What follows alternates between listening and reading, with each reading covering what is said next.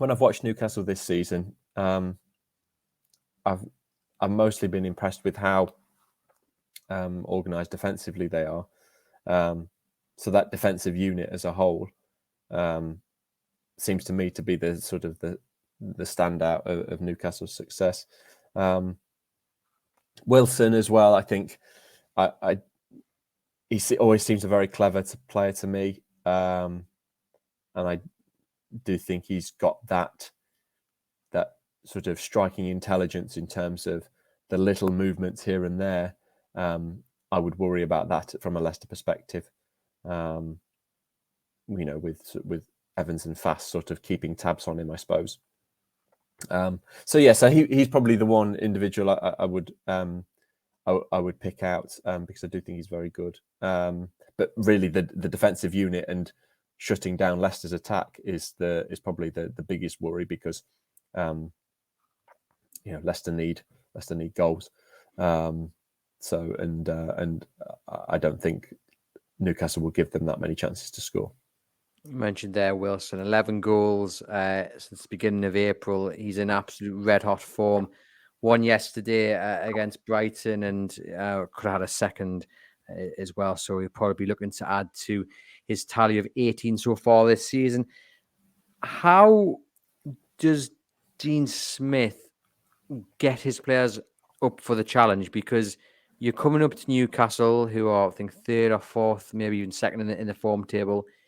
You know that it's going to be a really good atmosphere because even if Liverpool beat Aston Villa, Newcastle just need to beat Leicester and then they've got the top four all done and dusted. So they're coming into what is already a difficult place to play as an away side, but then you have the elements of, goodness me, Newcastle are going to qualify for the Champions League. So it's going to be a brilliant atmosphere on top of that. And then you have the Leicester City element of, oh dear, we're looking doomed right here, right now. What's the team talk from Dean Smith? Well, I think if the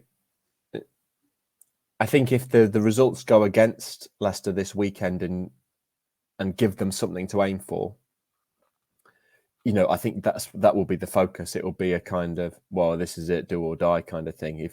If the results go, if Everton win and Forest draw, then Leicester have to win.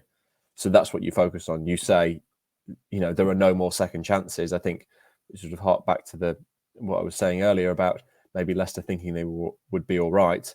It's got to a point now where, it becomes must win. And I think that would be the focus, that there are no other chances for Leicester if they don't win this one. If the results go their way over the weekend, would they be able to handle that?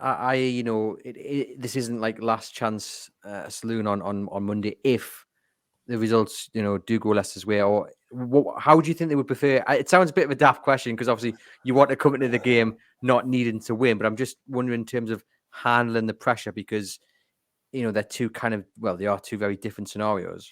Yeah, and I think that maybe I think in that scenario, you're then probably promoting the idea that a win would put it back in Leicester's hands. If neither Everton nor Leeds win, a Leicester win over Newcastle would take them up to 17th going into the last game. And Leicester have got West Ham at home. West Ham in the European final, perhaps going to be thinking about that and not what would for them be a meaningless game against Leicester. And that would put the whole situation back in Leicester's hands. So I think in that scenario, that's what you'd be promoting. You're saying, look, you win this game, it's in your hands again.